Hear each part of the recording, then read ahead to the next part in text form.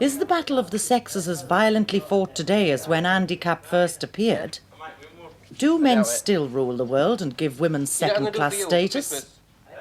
Andy would approve of the 4,000 working men's clubs in Britain which bar women from certain of their activities. Sheila Capp-esque joined her local club through husband Ken, but soon came up against the club's rule book. Me and my husband used to go down there and play snooker. We went in one night and there was the president playing with his son on the table, and he said that he would have women stop from playing snooker. And I said, why? He says, you'll see. So that was on the Wednesday. On the Saturday there was the meeting, and then Sunday up went the notice, sorry ladies are not allowed to play snooker.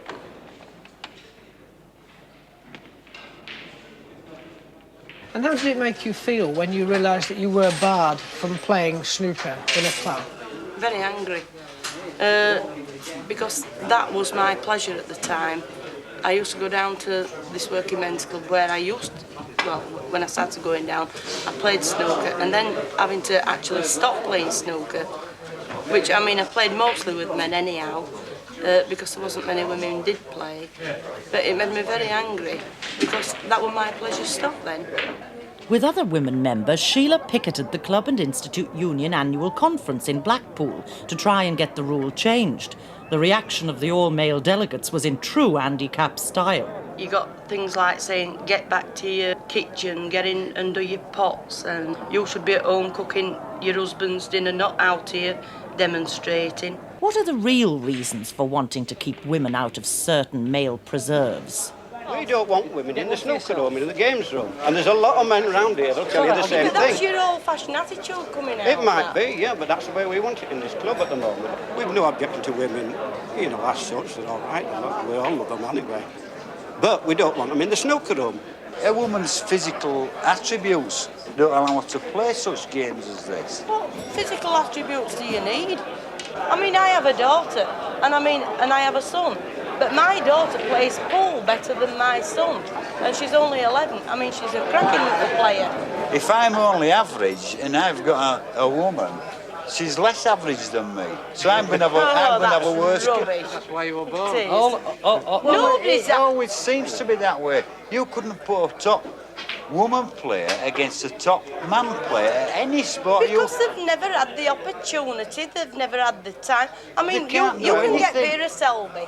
I mean, she is the world snooker champion. I mean, she runs a home as well as working. She's a teacher. But can she play as good as Steve Davis? Can you play Steve Davis? I think I can beat Steve Davis. Yeah, well, just for those 2 hours. I just come in here, I like to come in here and have a game of snooker, game of dominoes, and go home and just sometimes tell a note. It's as simple as that. I think they feel as though it's a threat to them, because once the women are out of their house, they would have to go back into the house then. They are losing what they call their status, where the man is the superior one. The woman has to look after the house, she stops there and she does as he tells her. It's like having a mind of your own. Once you start moving out of that door, then you're thinking for yourself, he's not thinking for you. This school group put over their ideas on men's attitude to women in a series of sketches. In a way, they have to be a bit dominant over you, but not too much. No, just a little bit, so you get the feel that, you know, that they want you and everything, but not telling you everything, what to do and what not to do. No, my experience, I just like to dominate them in a way. Yeah. It's not, I don't mean to do it, it's just that it just comes over that because I'm a very dominant person at times, especially with fellas anyway.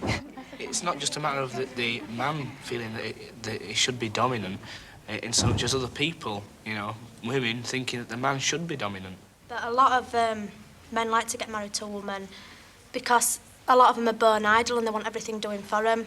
You know, it's true, they're winning, and they want security, knowing that they're going to get the meal when they get in, and so on and so on, the washing done for them. I think that's a pretty poor excuse for getting married. I think that... It's true. No, I spoke to people that want to get married for that reason. Why have women found themselves in the role of looking after men?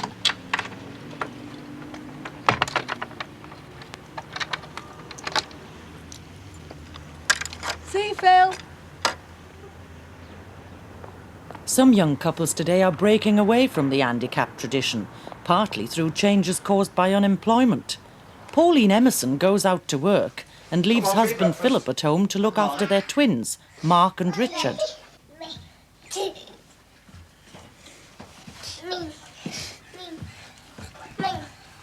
Careful. After the twins were born, Philip lost his job at an iron foundry and couldn't find another, so they decided Pauline would go back to her old job, which was quite well paid.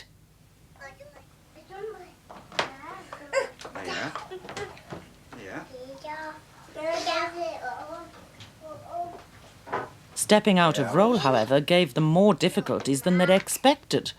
Was Phil at all worried by the thought of 2 8-month-old babies? Scared to death, to tell you the truth. We'd always shared the work out with us both being at home. Sit down. So it was fairly easy. But Yeah, you'll do it. taking twins onto by myself. Well, when we first started, I didn't do everything. It's just sort of built up to doing everything from there. What were you afraid of? No, well, if you know, if anything happened to them, how would I cope? You know, if they got poorly, seriously poorly, what would I do? And you know, things such as that.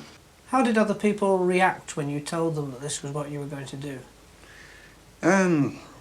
It was sort of mixed feelings. Some of them says, you know, well, fair enough, you know, if that's all you can do. Others thought, well, you know, he's just being idle, he just wants to send his wife out to work, without actually saying such. So, you know, he's just living off social security while his wife goes out to work, things like that.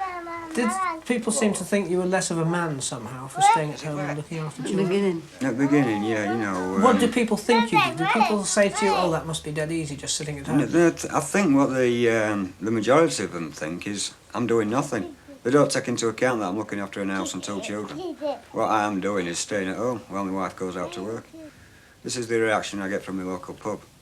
You know, you just can't explain to them. You say to them, I'm staying at home looking after 2 kids. And they just brush it off as if you've said nothing. Let these workers get sat down, enjoy their dinner. As long as they play dominoes better than darts. 10p. Yeah. Yes, 10p. So what? Don't give me out at 2 minutes past 1 today. Double check. That's it. This one, yeah. Come on. Oh, wait. Legs in. If, as Philip claims, caring for children can be lonely and boring, it's equally so for women as for men. And yet women are expected to cope better with it because tradition says it's their role. They're brought up to it, whereas boys aren't. There she is, look. Go on, wave to your mummy. Coming home after a day's work, Pauline is greeted like the father of the family. Hello. What have you been doing? What? What's Daddy doing? Come here. You've been a good boy.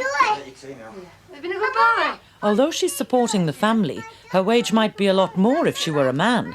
Nearly half the country's married women go out to work, and yet the average woman's wage is only 3/4 that of her male counterpart. Come on then, let me sit down and have a drink of tea.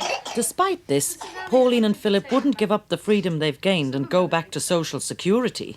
With the present unemployment situation, do you think more young couples are going to find themselves in the same position? I think they're going to have to do either that or somebody's going to have to end up keeping them. I mean, really, my real view is if one of you can work, you might as well work.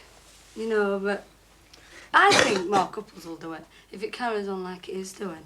There's not a lot of choice. Why not? Why give up a good job with a good wage when, you know, just for the sake of switching roles? I know it'll take a bit of getting used to. I mean, it did with us, didn't it?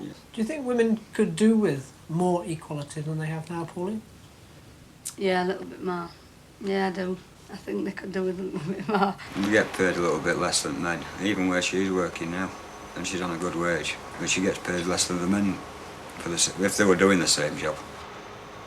12 years after the passing of the Equal Pay Act, equality is still only a word in many areas of employment.